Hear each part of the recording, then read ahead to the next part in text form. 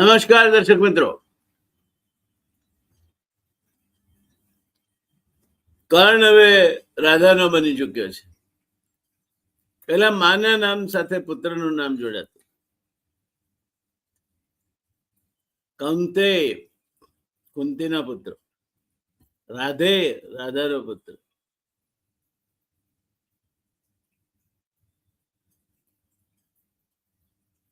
આજે આપણે અત્યાર સુધી કર્ણની જે યાત્રા જોઈ, સૂર્ય મંત્રથી કવચ કુંડળ સાથે પેદા થયેલ એ કૃપાળો કુંવર, માની મજબૂરી છે, એ કુંવારી માતા છે, એને છોડી દેવો પડે છે. આજે પણ અનેક કુંવારી માતાઓ પોતાના કર્ણને ભગવાન ભરોસે છોડી દે છે.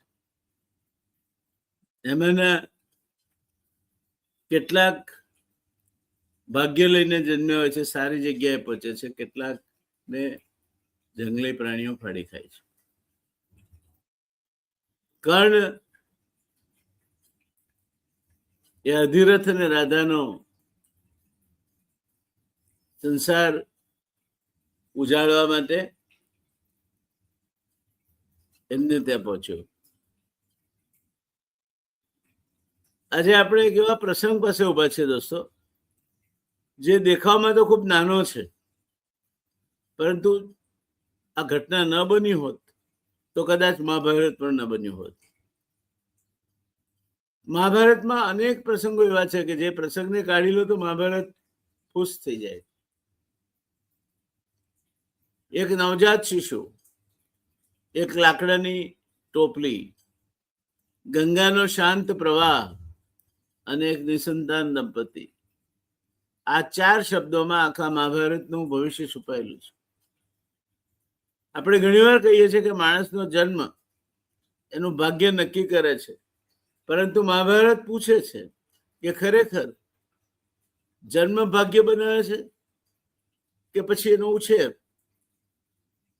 આ પ્રશ્નનો જવાબ શોધવા માટે આજે આપણે જઈ રહ્યા છીએ હસ્તિનાપુરની બહાર, ગંગા કિનારે, રાજમહેલમાં નહીં, કોઈ ઋષિના આશ્રમમાં નહીં, એક સામાન્ય રૂત, એક સામાન્ય સૂત, એટલે કે રથનું સંચાલન કરનાર અશ્વપાલ એવા અધિરથના ઘરમાં. ગંગા કિનારાનું આ દ્રશ્ય છે દોસ્તો, તમે તમારા સ્ક્રીન પર પણ જોઈ શકશો. સૂર્યોદય થવામાં હજુ થોડો સમય છે. પૂર્વ આકાશમાં કેસરીઓ ફેલાઈ રહ્યો છે. ગંગા ના પાણી ધીમે ધીમે ખળખળ ખળખળ કરતા વહી રહ્યા છે. પક્ષીઓ માળામાંથી જાગી ગયા છે. હવે એમનો કલબલાટ, એમનો કલરવ શરૂ થયો છે. અધિરથ રોજની જેમ વહેલી સવારે સ્નાન કરવા આવ્યો હતો. તે હસ્તિનાપુરના રાજ દરબારમાં રથી એટલે કે રથ સંચાલક હતો, ઘોડાઓનો જાણકાર, રથ ચલાવવામાં નિપુણ, વિશ્વાસુ સેવક. પણ એક દુઃખ તેની અંદર રોજ ધગધગતું હતું. તે અને તેની પત્ની રાધા સંતાન વિહોણા હતા, જે આપણે આગળ જોઈ ગયા છીએ. ઘર હતું, પ્રેમ હતો, સંસ્કાર હતા, સંસાર હતો, પણ આંગણામાં પગલાનો પાડનાર નહોતો. કેટલાય યજ્ઞ, કેટલાય વ્રત, કેટલીય પ્રાર્થનાઓ, તો ભગવાને જાણે આ મુદ્દે મૌન ધારણ કરી લીધું હતું. અધિરથ ગંગામાં ઉતરવા જતો હતો, ત્યાં જ તેની નજર દૂર પાણીમાં તરતી કોઈ વસ્તુ પર પડે છે. આ શું હશે? પહેલા ત્યારે લાગ્યું કે કોઈ લાકડાનો ખોખા જેવું હશે, પરંતુ જેમ જેમ તે નજીક આવતું ગયું તેમ તેમ તેને સમજાયું કે એક સુંદર રીતે ગૂંથાયેલી એ વાંસની ટોપલી હતી. અધિરથે તરત જ પાણીમાં પગ મૂક્યા, ટોપલીને કિનારે લાવ્યો, તેના હૃદયની ધડકન વધી ગઈ. ધીમે ધીમે એને ટોકરીની ઉપર ઢાંકેલું કાપડનું આવરણ હટાવ્યું અને એની આંખો આશ્ચર્યથી પહોળી થઈ ગઈ. અંદર એક નવજાત શિશુ નિરાંતે સૂતું હતું. તેના ચહેરા પર અજોડ તેજ હતું, શરીર પર દિવ્ય કવચ હતું, કાનમાં કુંડલ ઝળહળી રહ્યા હતા. અધિરથ ક્ષણભરમાં સ્તબ્ધ થઈ ગયો. આ કોઈ સામાન્ય બાળક નથી.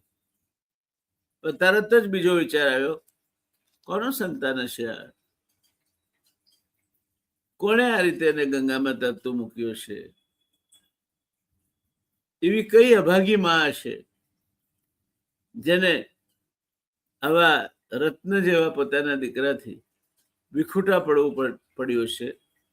શું હશે મજબૂરીઓ એની? અનેક પ્રશ્નો એના મનમાં ગુમરાઈ રહ્યા હતા. પણ ગંગા ક્યાં બોલે એમ હતી? ગંગા તો મૌન હતી. આકાશ મૌન હતું. શિશુ માત્ર સ્મિત કરતો હતો. અધિરથના મનમાં વિચારોનું વાવાઝોડું જાગ્યું.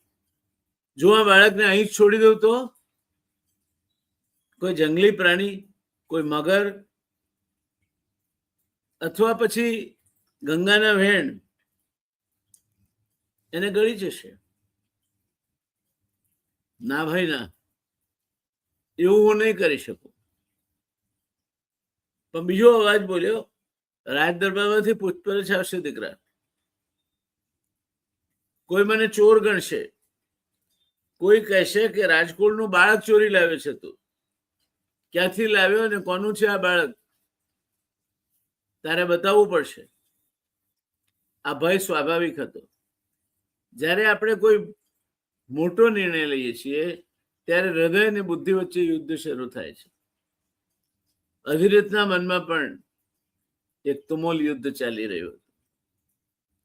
ત્યાં જ બાળકે આંખો ખોલી, એક નાનકડું સ્મિત કર્યું. અધિરથ આંખોને આંખો પીગળી ગયો. જે બાળક મને જોઈને હસી શકે તેને હું મૃત્યુના મુખમાં કેવી રીતે ધકેલી શકું? તેણે ટોપલી ઉંચકી, ગંગાને નમન કર્યું અને ઘર તરફ ચાલી નીકળ્યો. રાધા ઘરના આંગણે દીવો પ્રગટાવી રહી હતી. તુલસી ક્યારે દૂરથી અધિરથ દેખાયો. પણ આજે એને કઈ નવાઈ લાગી. એના હાથમાં કંઈક હતું. રાધાએ આશ્ચર્યથી પૂછ્યું, આ શું લાવે? અધિરથે ધીમેથી ટોપલી નીચે મૂકી, ઢાંકણું ખોલ્યું, પડદો હટાવ્યો અને કહ્યું, ભગવાને આપણી પ્રાર્થના સાંભળી હોય એવું લાગે છે. ભગવાને આપણી પ્રાર્થના સાંભળી હોય એવું લાગે છે. રાધા ટોપલી તરફ ઝૂકી, ધ્યાનથી જોયું, બાળકને જોયું. એક ક્ષણ માટે સમય થંભી ગયો. એક સ્ત્રીના હૃદયમાં માતૃત્વ જાગવા માટે 9 મહિના જરૂરી નથી પડતા. ક્યારેક એક ક્ષણ જ એના માતૃત્વ જગાડવા માટે પૂરતી થઈ પડે છે. રાધાએ બાળકને ખોળામાં લીધો. એની આંખોમાંથી હર્ષના આંસુ વહી રહ્યા હતા. ગળામાં ડૂમો બાજી ગયો હતો. તે બોલી શકી નહીં. માત્ર બાળકને હૃદય સાથે ચાંપીને ઉભી રહી. અધિરથ સમજી ગયો, આજથી આ બાળક અનાથ નહોતો. આજથી એને એની માં મળી ગઈ હતી.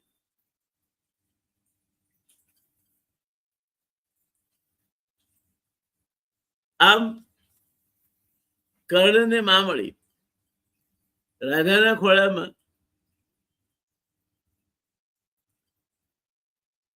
એ નિરાંતે સૂઈ ગયો. અધિરથ શાંતિથી તેની સામે બેઠો બેઠો જોતો હતો. જોયા જ કરતો હતો. મન ધરાતું નહોતું. ઘરમાં એક અજબ પ્રકારની નિશબ્દતા હતી. કોઈ બોલતું નહોતું. બંનેના મનમાં એક જ પ્રશ્ન હતો, હવે શું કરવું? થોડી વાર પછી અધિરથે મૌન તોડ્યું. રાધા, આ બાળક સામાન્ય નથી. જુઓ તેના શરીર પરનું આ કવચ, કાનમાં દિવ્ય કુંડળ, આવું કોઈ સામાન્ય કુટુંબના બાળક પાસે હોઈ શકે ખરું? રાધાએ બાળકના કપાળ પર હાથ ફેર્યો ને કપાળને ચૂમી લીધું અને ધીમેથી બોલી, સામાન્ય હોય કે અસામાન્ય, આ ક્ષણે તો એ એકમાત્ર બાળક છે અને બાળકને સૌથી પહેલા શું જોઈએ? માં. હઝરત બોલ્યો, જો આ કોઈ રાજકુળનું બાળક હશે તો, જો કોઈ તેને શોધતું શોધતું આવી જશે તો, જો હું રાજ દરબારમાં જઈને આ બાળક સોંપી દઉં તો કદાચ મને ઇનામ મળે. આધિરથના વિચારો હતા. રાજાએ તરત પૂછ્યું, અને પછી પછી આ બાળક ક્યાં જશે? કોઈ અનાથ આશ્રમમાં? કોઈ રાજકીય કાવરાનો ભોગ બનશે? કે કોઈ તેને ઓળખે પહેલા જ મારી નાખે? હઝરત મૌન થઈ ગયો, એની પાસે જવાબ નહોતો. રાધા આગળ બોલી, ભગવાને તેને આપણા ઘરના દરવાજે મોકલ્યો છે, આપણે લેવા નહોતા ગયા. આપણે તેને દુનિયાની પાસે પાછો મોકલવાનો અધિકાર ધરાવીએ છીએ. મિત્રો, જીવનમાં સૌથી મુશ્કેલ નિર્ણય કાયદો નથી લેતો, અંતરાત્મા લે છે. ઘણા નિર્ણયો એવા હોય છે જ્યાં કોઈ નિયમ પુસ્તક માર્ગદર્શક નથી બનતું. એ સમયે માણસનું ચારિત્ર બોલે છે, એનો અંતરાત્મા બોલે છે, એના મનનો અવાજ બોલે છે. અધિરથ અને રાધા સામે આ જ પ્રશ્ન હતો. કોઈ સાક્ષી નહોતું, કોઈ પોલીસ નહોતી, કોઈ રાજા નહોતો, માત્ર બે માણસ અને ત્રીજો તેમનો અંતરાત્મા. અધિરથના પ્રશ્નનો જવાબ રાધા આપે છે. રાધાએ બાળકને પોતાના હૃદય સાથે ચાંપ્યો, વાલથી અને છાતીએ લગાવી. કોઈ પણ માં કરે, દિલનો ટુકડો છે. દીકરો એટલે દીકરો હોય કે દીકરી. અને કહ્યું, અધિરથ, મારે જીવનમાં પહેલી વાર મને લાગે છે કે હું માં બનીશ. આ બાળકને મારી પાસેથી કોઈ લઈ જઈ શકે નહીં. ભગવાને મને ભવ્ય બાળક સીધું જ આપ્યું છે. એને ભલે મને બાળકને જન્મ આપવાની શક્તિ ના આપી, પણ માતા બનવાની તક તો આપી છે. બહુ સરસ રીતે આપી છે. અધિરથની આંખો ભીની થઈ ગઈ. એ ધીમેથી બોલ્યો, તો આજથી આ આપણો પુત્ર. ઘરમાં આનંદ છવાઈ ગયો. રાધાએ બાળકને ઝૂલામાં ઝુલાવ્યો. અધિરથે કહ્યું, લોકો પૂછશે, કહેશે આ બાળક ક્યાંથી આવ્યું? રાધા હસીને બોલી, લોકોને જવાબ જોઈએ છે, મને તો માત્ર મારું બાળક જોઈએ છે. લોકોનું કામ છે પ્રશ્નો પૂછવાનું, પૂછશે. થોડા દિવસ પછી બાળકનું નામ પણ રાખી દઈશું. પણ ગામના લોકો તો એ પહેલા જ એને બીજા નામથી બોલાવવા લાગ્યા. એનું નામ પડ્યું રાધે, રાધાનો પુત્ર. કેટલું સુંદર નામ. પણ મહાભારતની કરુણતા જુઓ દોસ્તો. એ જ નામ જીવનભર તેની ઓળખ બન્યું અને તેની પીડા પણ. એક શબ્દ અને આખું જીવન. સમાજે તેને ક્યારેય પૂછ્યું નહીં, તારી પ્રતિભા શું છે? સમાજે માત્ર પૂછ્યું, તારો જન્મ ક્યાં થયો? તારા મા બાપ કોણ છે? તારું કુળ કયું છે? આ છે પૂર્વગ્રહ. આ છે માનવ સ્વભાવની સૌથી જૂની કમજોરી. અમે માણસ નથી ઓળખતા, અમે એના પર લગાડેલા લેબલને ઓળખીએ છીએ. આજનો સમાજ પણ કઈ બહુ આગળ નથી વધી ગયો. ચાલો થોડું અટકીએ. આજે આપણે કેટલી વાર આવું કહીએ છીએ, કેટલી વાર જાણી જોજો. આ ગામનો છે, આ ગરીબ ઘરમાં જન્મ્યો છે, આ અમુક જ્ઞાતિનો છે, આ અંગ્રેજી નથી બોલી શકતો, આ મોટી યુનિવર્સિટીમાંથી નથી આવ્યો, અને પછી નિર્ણય કરી લઈએ છીએ પ્રતિભા વિશે વિચાર્યા વગર. મિત્રો, મહાભારતનો આ પ્રથમ મેનેજમેન્ટનો પાઠ છે. ડોન્ટ જજ the book by the cover. Talent has no surname. પ્રતિભાની કોઈ જાતિ નથી, પ્રતિભાની કોઈ સંજ્ઞા નથી, કોઈ વર્ગ નથી. પ્રતિભા એ કોઈ જન્મસિદ્ધ દરજ્જો નથી. કલ્પના કરો, મેનેજમેન્ટના એક નિષ્ણાત તરીકે તમે કોઈ કંપનીના સીઈઓ છો. બે ઉમેદવાર તમારી સામે છે. એક ખૂબ પ્રતિષ્ઠિત કુટુંબમાંથી, બીજો સામાન્ય પરિવારમાંથી આવે છે. કોને પસંદ કરશો તમે? જો જવાબ પરિવારના નામ પરથી આવશે તો તમે કદાચ એક કર્ણ ગુમાવી બેસશો, અને જો જવાબ ક્ષમતા પરથી આવશે તો કદાચ તમારા સંસ્થાનમાં ઇતિહાસ રચનાર એક કર્ણનો ઉમેરો થશે. પસંદ કરો, તમારી જરૂરિયાત પ્રમાણેનો માણસ પસંદ કરો. પણ પસંદ કરવાના ધોરણોમાં નાત, જાત, વર્ણ, રંગ કશું જ ન હોવું જોઈએ. એનું પાયાનું ધારાધોરણ છે ક્ષમતા. જો ક્ષમતા પરથી પસંદગી કરશો તો તમારી સંસ્થા પ્રગતિ કરશે. કર્ણનું દુર્ભાગ્ય એ નહોતું કે તેનો જન્મ રહસ્યમય હતો. તેનું દુર્ભાગ્ય એ હતું કે સમાજે તેના જન્મને તેની ક્ષમતાથી મોટું બતાવી દીધું. આપણે કર્ણનું બાળપણ, રાજાનો ઉછેર, અધિરથના સંસ્કાર, કર્ણના પ્રથમ ગુણો અને એક એવો પ્રસંગ જે બતાવશે કે મહાનતા જન્મથી નહીં, સંસ્કારથી ઊભી થાય છે, એ અંગે વાત કરી રહ્યા છે.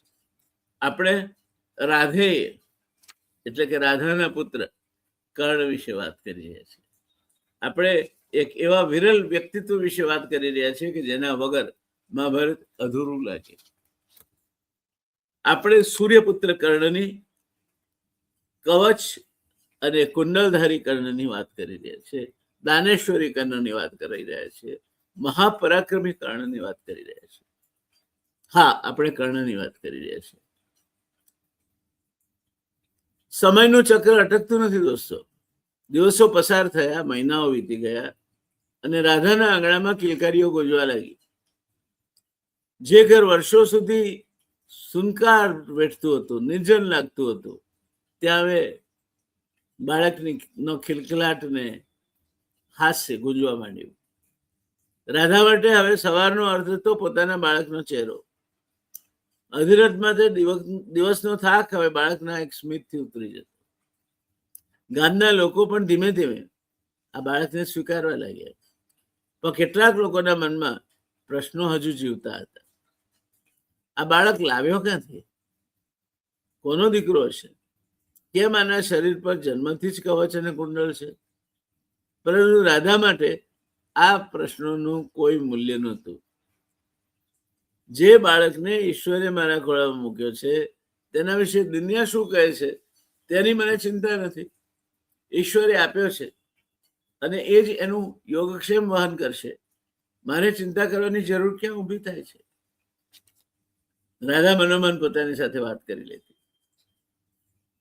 મિત્રો, બાળકનું પ્રથમ વિશ્વવિદ્યાલય એ કોઈ શાળા નથી. બાળકનું પ્રથમ વિશ્વવિદ્યાલય એની માનો ખોળો છે.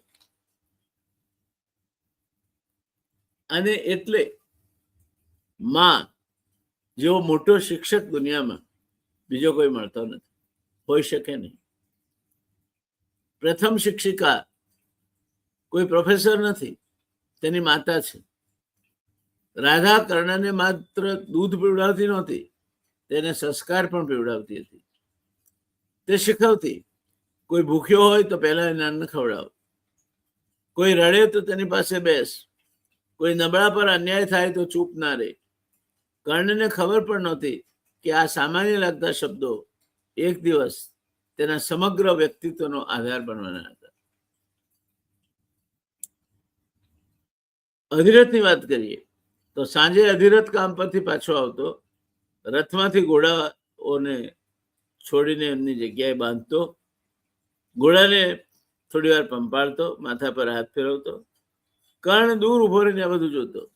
એક દિવસ એને પૂછ્યું, બાપુજી તમે ઘોડા સાથે કેમ વાતો કરો છો? અધિરથ હસ્યો. એણે કહ્યું, બેટા, જે માણસ પ્રાણીને સમજી નથી શકતો તે માણસ પણ ક્યારે કોઈને સમજી શકતો નથી.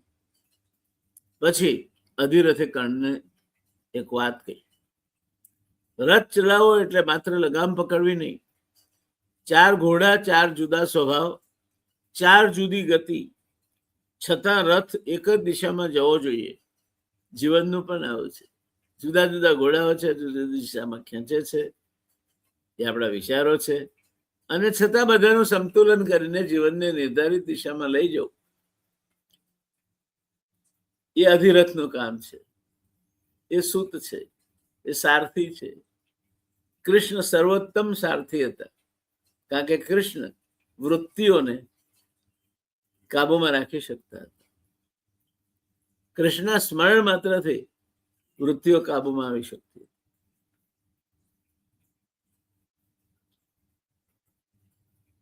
કર્ણ અધિરથની આ વાત ધ્યાનથી સાંભળી રહ્યો હતો કે રથ ચલાવવો એટલે માત્ર લગામ પકડવી નહીં. 4 ઘોડા, 4 જુદા સ્વભાવ, 4 જુદી ગતિ, છતાં રથ એક જ દિશામાં જવો જોઈએ.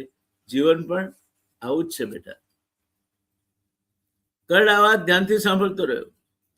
તેને ખબર નહોતી કે વર્ષો પછી આ જ પાઠ એને યુદ્ધભૂમિમાં પણ કામ લાગશે.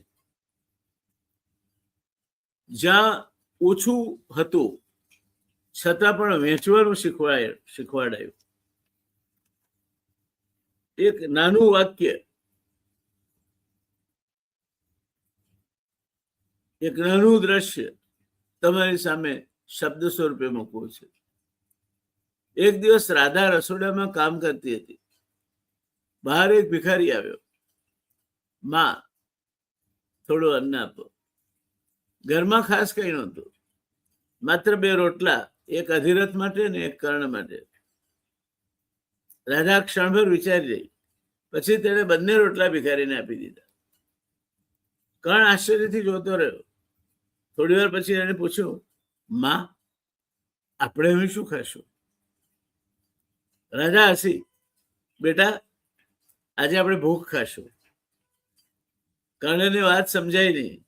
રાધાએ સમજાવ્યું, ભૂખથી માણસ મરતો નથી, પરંતુ કરુણતા મરી જાય છે. અને જો કરુણતા મરી જાય તો માણસ માણસ નથી રહેતો. માણસમાં કરુણા હોવી જોઈએ, તો જ માણસ માણસ બની શકે છે. આ શબ્દો કર્ણના હૃદયમાં કોતરાઈ ગયા. આ પ્રસંગ કર્ણના હૃદયમાં બિલકુલ કોતરાઈ ગયો.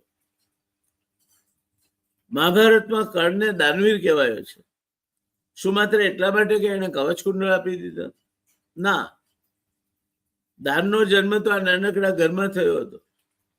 રાધાના રસોડામાં, અધિરથના સંસ્કારમાં, જ્યાં ઓછું હોવા છતાં પણ વહેંચવાનું શીખવાયું. પોતે ભૂખ્યા રહીને રોટલા ભૂખથી ટળવળતા કોઈને દાનમાં આપી દેવાનું શીખવાડાયું. મિત્રો, મોટી દાન મોટી સંપત્તિથી નથી થતું. મોટું દાન મોટા હૃદયમાંથી થાય છે. આને આપણે જરા મેનેજમેન્ટની દ્રષ્ટિએ વિચારીએ.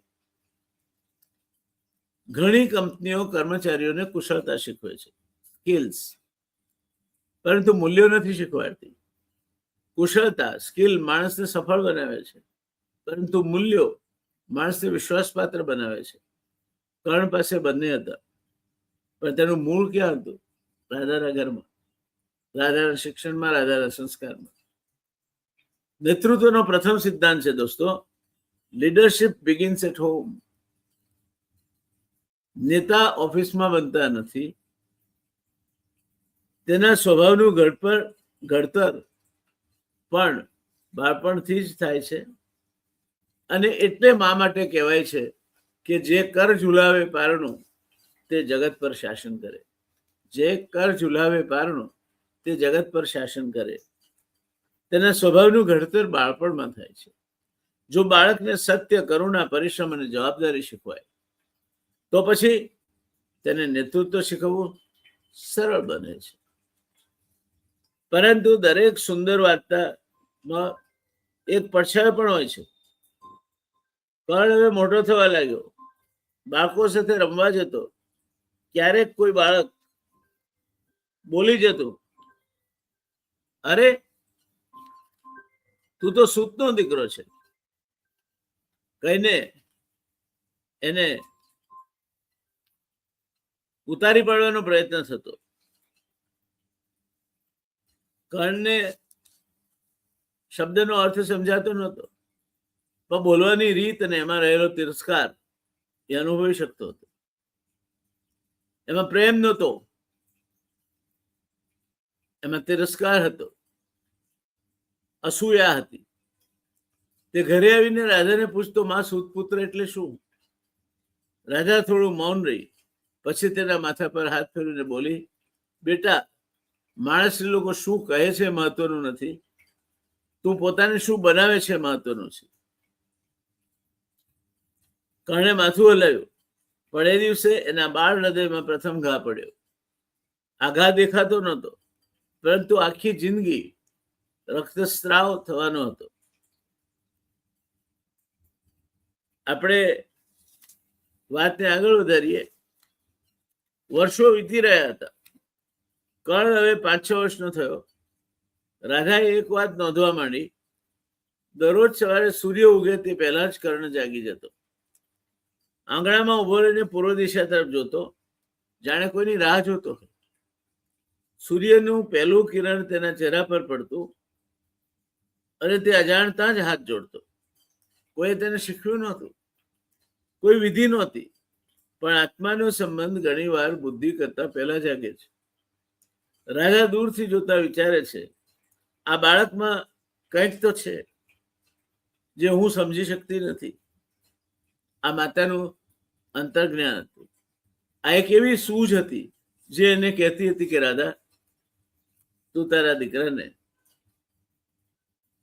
ભલે તારો સગો દીકરો માને છે, પણ તું એને સમજી શકતી નથી.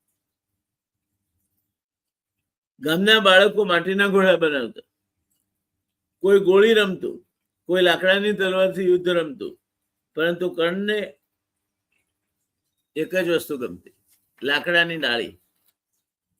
કર્ણ આ ડાળીને વાળી ધનુષ બનાવવાનો પ્રયત્ન કરતો,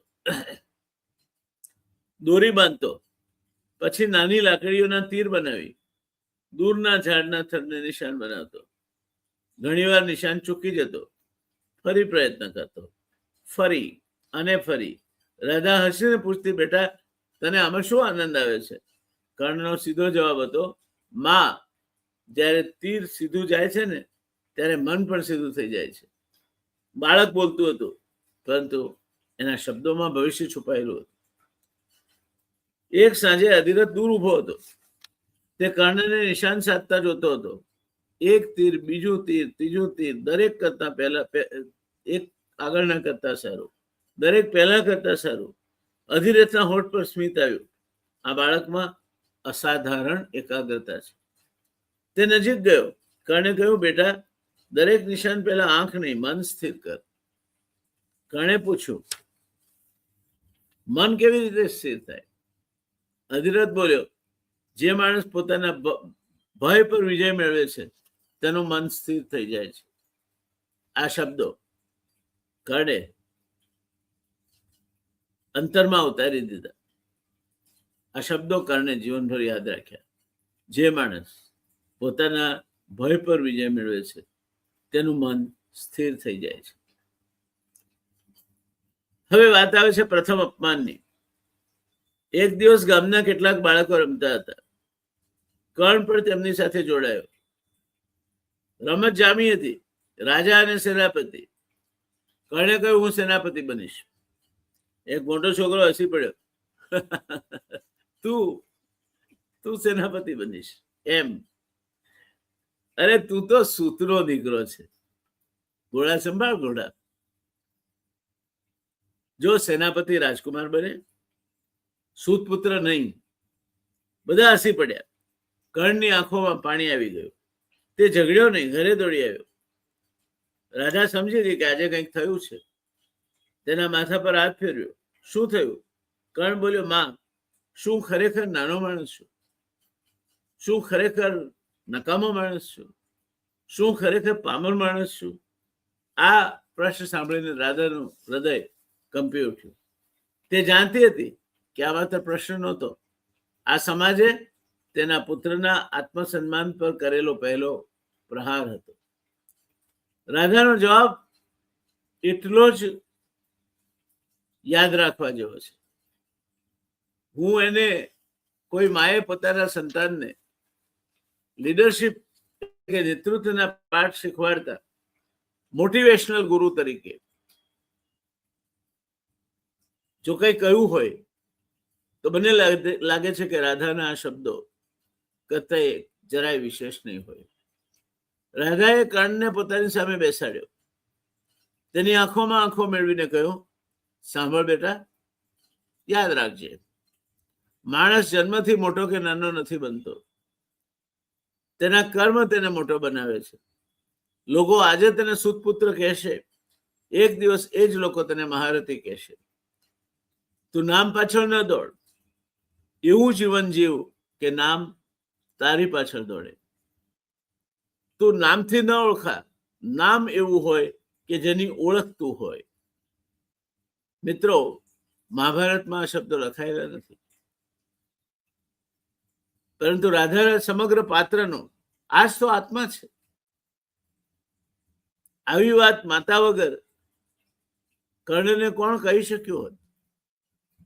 પોતે ભૂખ્યા રહીને બંને રોટલા પેલા ભિક્ષુકને દાનમાં આપનાર માતા સિવાય કર્ણને દાનવીર કર્ણ કોણ બનાવી શક્યું હોત? કોઈ બનાવી શક્યું હોત? મારો જવાબ સ્પષ્ટ છે, ના. She was the first guru that mentored Karn. કર્ણને જીવનમાં આંગળી ચાલીને ચલાવનાર, નેતૃત્વથી માંડીને આત્મસન્માન સુધીના અને દાનવીરથી માંડીને એકાગ્રતા સુધીના પાઠ સમજાવનાર કોઈ હોય તો જેમ શિવાજીના કિસ્સામાં માતા જીજીબાઈ હતા, જેમ સિદ્ધરાજના કિસ્સામાં એના માં મિનળ દેવી હતા, એમ કર્ણના કિસ્સામાં રાધા હતી. અરે એટલે જ તો એ રાધે હતો. આપણે બાળકોને શું આપીએ છીએ? મોંઘી શાળા, મોંઘા રમકડા, મોબાઈલ કે આત્મવિશ્વાસ? રાધા પાસે સંપત્તિ નહોતી, પણ તેણે કર્ણને 3 અમૂલ્ય ભેટ આપી. રાધાએ કર્ણને 3 અમૂલ્ય ભેટ આપી, જેને કારણે કર્ણ કર્ણ બન્યો. પહેલી ભેટ હતી પ્રેમ, લવ ટુ ઓલ. કબીરજીએ કહ્યું છે ને, કબીરા ખડા બાજાર મેં માંગે સબકી ખેર, ના કિસી સે દોસ્તી ના કિસી સે बैर. પ્રેમ. બીજું સ્વાભિમાન.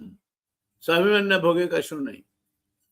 હારેલા પરસને સિકંદર સામે ઉભો કરવામાં આવે ને પૂછવામાં આવે, સિકંદર પૂછે ને કે મારે તમારી સાથે કેવો વ્યવહાર કરવો, અને જવાબ આવે સામેથી એક રાજા બીજા રાજા સાથે કરે તેવો, એ સ્વાભિમાન. અને ત્રીજું કરુણા. કરુણા વગરનું જીવન એ માણસને માણસ નથી બનવા દેતું, અને કરુણા સાથેનું જીવન માણસને મહાનતાના ઉચ્ચતમ શિખરો સુધી લઈ જાય છે. એમાંથી જ ભગવાન બુદ્ધ કે મહાવીર પેદા થાય છે. કરુણા એ માણસમાં વિકસાવવાનો ઉત્તમોત્તમ ગુણ છે એમ કહીએ તો જરાય ખોટું નથી. દોસ્તો, મેનેજમેન્ટની દ્રષ્ટિએ જોઈએ, સંસ્થામાં 2 પ્રકારના મેનેજર હોય છે. એક કર્મચારીને માત્ર કામદાર માને છે, નોકર માને છે, નોકરિયાત માને છે. બીજો એને પોતાનો સહકાર્યકર માને છે, માણસ માને છે. પહેલો ઉત્પાદન વધારશે, બીજો વ્યક્તિત્વ ઘડશે. અને યાદ રાખો, વ્યક્તિત્વ ઘડનાર સંસ્થાઓ જ સદી સુધી જીવતી રહે છે. સાચો નેતા તે નથી જે પ્રતિભા શોધે. સાચો નેતા તે છે જે પ્રતિભાને વિશ્વાસ આપે. રાધાએ કર્ણને વિશ્વાસ આપ્યો, અધિરથે દિશા આપી, સમાજે અપમાન આપ્યું, અને આ ત્રણેય મળીને કર્ણનું વ્યક્તિત્વ ઘડાયું.